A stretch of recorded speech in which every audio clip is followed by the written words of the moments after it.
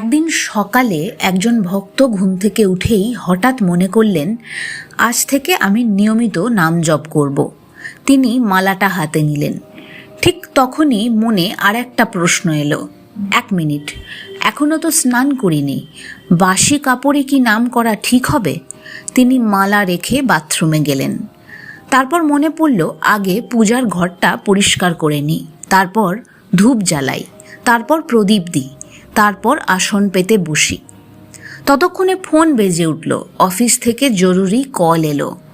তারপরে জলখাবার, কাজ, দৌড়ঝাঁপ, সংসারের ব্যস্ততা। সন্ধ্যা হয়ে গেল। রাতে শুয়ে তার মনে হলো, আজও নাম করা হলো না। এই গল্পটি কি শুধুই ওই ভক্তের, নাকি আমাদের সবার?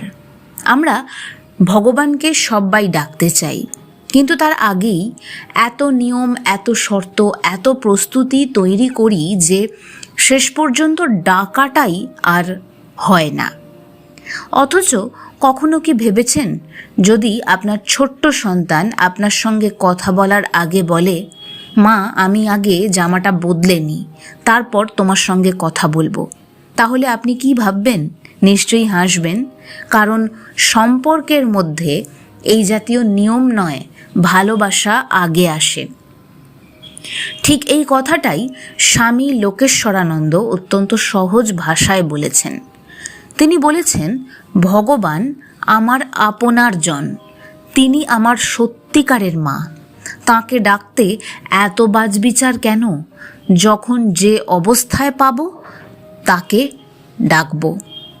স্নান করে ডাকো, স্নান না করেও ডাকো, আসনে বসে ডাকো, হাঁটতে হাঁটতেও ডাকো, বিছানায় শুয়েও ডাকো। কারণ সন্তান যখন মাকে ডাকে তখন মা আগে দেখে না সন্তানের পোশাক পরিষ্কার কিনা, মা আগে তার ডাক শোনেন।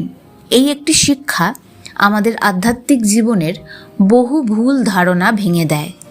কারণ আমরা অনেক সময় ভাবি ঈশ্বরকে পাওয়া কঠিন, কিন্তু মহাপুরুষরা বলেন, কঠিন ঈশ্বর নন, কঠিন আমাদের মন। আমরা নিজেরাই এমন সব শর্ত তৈরি করি যে ভগবান দূরে চলে যান, অথচ তিনি কখনো দূরে ছিলেনই না। শ্রী শ্রী রাম ঠাকুরের সমগ্র জীবন যেন এই কথারই জীবন্ত ব্যাখ্যা। তিনি মানুষের কাছে কোনো জটিল সাধনার পথ তুলে ধরেননি। তিনি বলেননি, আগে নিখুঁত হও, তারপর নাম করো। তিনি বলেননি, আগে সব পাপ ছেড়ে দাও, তারপর নাম করো, তারপর ভগবানকে ডাকো। তিনি শুধু বলেছেন, নাম করো। এই একটি বাক্যের মধ্যে ছিল অপরিসীম করুণা, কারণ তিনি জানতেন মানুষ নিখুঁত হয়ে তারপর ভগবানের কাছে যায় না, ভগবানের কাছে গিয়েই ধীরে ধীরে বদলে যায়। অনেকে ভাবেন জপ মানে বুঝি শুধুই কিছু একটা উচ্চারণ করা, কিন্তু রাম ঠাকুরের নাম তত্ত্বে জপ হলো সম্পর্ক। যেমন একজন মা সারাদিন সন্তানের কথা মনে রাখেন, তেমনি ভক্ত ধীরে ধীরে ঈশ্বরকে সব সময় মনে রাখতে শেখে। নামের উদ্দেশ্য শুধু পুণ্য সঞ্চয় নয়, নামের উদ্দেশ্য হলো স্মরণ, আর স্মরণ থেকেই জন্ম নেয় প্রেম, প্রেম থেকেই আত্মসমর্পণ, আত্মসমর্পণ থেকেই ঈশ্বরকে অনুভব করবার দরজা খুলে যায়। ঠাকুর শ্রী রামকৃষ্ণ পরমহংস দেবও বারবার বলতেন, ঈশ্বরকে নিজের বলে ভাবতে শেখো। তিনি শুধু দূরের কোনো দেবতা নন, তিনি তোমার মা, তোমার বাবা, তোমার সবচেয়ে আপনার জন। তাই তিনি একটি ছোট্ট বেড়াল শিশুর মধ্যেও মাকে দেখেছিলেন, সাধারণ মানুষের মধ্যেও ঈশ্বরকে অনুভব করেছিলেন। তার কাছে ভক্তি ছিল সম্পর্কের বিষয়, আচার অনুষ্ঠানের বিষয় নয়। তিনি বলতেন, ব্যাকুল হয়ে ডাকো, যে সত্যি ডাকে সে উত্তর পায়। ঈশ্বরের কাছে বাহ্যিক আয়োজনের চেয়ে অন্তরের আকুলতা অনেক বড়। গীতায় ভগবান শ্রীকৃষ্ণ অর্জুনকে একটা গভীর শিক্ষা দিয়েছেন, মন মনা ভব, মন আমাকে দাও। লক্ষ্য করুন, কৃষ্ণ বলেননি শুধু নির্দিষ্ট অবস্থায় আমাকে স্মরণ করো। তিনি বলেছেন, তোমার মন সম্পূর্ণরূপে আমাকে দাও, কারণ ঈশ্বরের কাছে স্থান নয়, অবস্থান গুরুত্বপূর্ণ। শরীর কোথায় বসে রয়েছে তার চেয়ে মন কোথায় রয়েছে সেটাই সবচেয়ে বড় কথা। কেউ মন্দিরে বসে থেকেও সংসারের চিন্তায় ডুবে থাকতে পারে, আবার কেউ বাসে দাঁড়িয়ে থেকেও ভগবানের নাম করতে পারে। উপনিষদও একই সত্য শেখায়, ঈশ্বর বাইরের কোনো সীমাবদ্ধ স্থানে আবদ্ধ অবস্থায় নেই, তিনি সর্বব্যাপী। যদি তিনি সর্বত্র থাকেন তবে বিছানায় বসে তাঁকে ডাকলে তিনি শুনবেন না কেন? যদি তিনি আমার হৃদয়ের মধ্যেই অবস্থান করেন তাহলে স্নানের অপেক্ষা তিনি কেন করবেন? এই ভাবনা মানুষকে বাহ্যিকতা থেকে অন্তরের দিকে নিয়ে যায়। উপনিষদের শিক্ষা আত্মা ও পরমাত্মার মিলন আসলে এই অন্তর্মুখী যাত্রাই। তবে এর মানে এই নয় যে শুচিতা বা নিয়মের কোনো মূল্য নেই। নিয়ম মনকে একাগ্র করতে সাহায্য করে। পরিষ্কার পরিবেশ, নির্দিষ্ট আসন, নির্দিষ্ট সময় এসব সাধনায় ভীষণভাবে সহায়ক। কিন্তু এগুলোই যেন বাধা হয়ে না দাঁড়ায়, তাহলে কিন্তু মূল উদ্দেশ্য হারিয়ে যায়। যেমন একটা নৌকা নদী পার হওয়ার জন্য, মাথায় তুলে নিয়ে ঘোরার জন্য নয়, তেমনি নিয়মের উদ্দেশ্য হলো নামকে সহজ করা, নামকে দূরে সরিয়ে দেয়া নয়। আজকের পৃথিবীতে মানুষ খুব ব্যস্ত। অফিস, সংসার, মোবাইল, দায়িত্ব সব কিছুর মধ্যে সময় যেন ফুরিয়ে যায়। অনেকেই বলেন সময় পাই না, কিন্তু প্রশ্ন হলো, সত্যিই কি সময় পাই না, নাকি ভগবানকে সময় দিই না? দিনে কতবার আমরা মোবাইল দেখি, কতবার সামাজিক যোগাযোগ মাধ্যম খুলে দেখি, অথচ নাম করার জন্য 5 মিনিটও পাই না।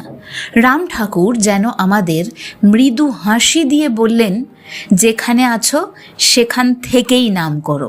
স্বামী লোকেশ্বরানন্দের এই শিক্ষা আধুনিক মানুষের জন্য অত্যন্ত প্রাসঙ্গিক, কারণ আজ মানুষের সবচেয়ে বড় সমস্যা হলো সে শুরুই করতে পারে না। সে ভাবে আগামী সোমবার থেকে শুরু করব, আগামী মাস থেকে নিয়ম শুরু করব, অবসর পেলে জপ করব, মন শান্ত হলে ঠাকুরকে ডাকব। কিন্তু আধ্যাত্মিক জীবনে সবচেয়ে বড় গুরুত্বপূর্ণ শব্দ হলো আজ এবং এখন। কারণ আগামীকাল বা পরে এই ব্যাপারগুলো কখনোই আসে না। ভগবানকে ডাকার সর্বোত্তম সময় হলো এই মুহূর্ত। রাম ঠাকুরের সাধনার একটি গভীর মনস্তাত্ত্বিক দিকও আছে। যখনই মানুষ নাম করতে শুরু করে তখন সে নিজের ভাঙা মনকে ধীরে ধীরে একটি কেন্দ্র দেয়। ছুটে বেড়ানো চিন্তাগুলো এক জায়গায় আসতে শুরু করে। উদ্বেগ ধীরে ধীরে কমে যায়, কারণ নাম শুধু একটি শব্দ নয়, নাম হলো চেতনার নোঙর। ঝড় থামবে কিনা তা আমাদের হাতে নেই, কিন্তু ঝড়ের মধ্যে নোঙর ফেলবো কিনা তা তো আমাদের হাতে আছে। ভাবুন, আপনার সবচেয়ে প্রিয় মানুষটি যদি আপনাকে সারাদিনও একবার ফোন না করে আর বলে, আমি তো শুধু বিশেষ দিনে কথা বলি, তাহলে আপনার কেমন লাগবে? সম্পর্ক কি এভাবে বাঁচে? না, সম্পর্ক বাঁচে নিয়মিত স্মরণে, ছোট ছোট কথায়, ভালোবাসার প্রকাশে। ভগবানের সঙ্গেও সম্পর্ক ঠিক তেমনই। প্রতিদিন একটু একটু করে নাম, একটু একটু করে স্মরণ, একটু একটু করে নির্ভরতা, এইভাবেই সম্পর্ক গভীর হয়। শেষ পর্যন্ত সমস্ত শাস্ত্র, সমস্ত সাধনা, সমস্ত দর্শন এসে একটি সহজ সত্যের সামনে দাঁড়ায়। ঈশ্বর দূরে নয়, তিনি অপেক্ষা করছেন। অপেক্ষা করছেন তুমি কখন তাকে ডাকবে। আর তিনি তোমার ডাক শোনার আগে কখনো তোমার পোশাক, তোমার অবস্থান বা তোমার বাহ্যিক প্রস্তুতির হিসাব করেন না। তিনি শুধু দেখেন ডাকটি কি হৃদয় থেকে উঠে আসছে, তাই আজ যদি তোমার মনে হয় আমি এখনও স্নান করিনি, আমি এখনও প্রস্তুত নই, আমি এখনও পাপী, আমি এখনও যোগ্য নই, আমার মন এখনও তৈরি নয়, তাহলে রাম ঠাকুরের সেই সহজ বাণী মনে করো, নাম করো।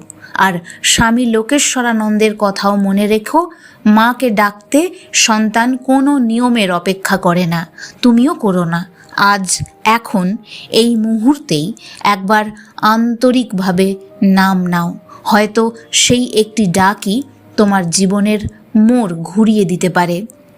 জয় শ্রী শ্রী রাম ঠাকুর, জয় শ্রী রামকৃষ্ণ, জয় গুরু, হরি নামের জয় হোক।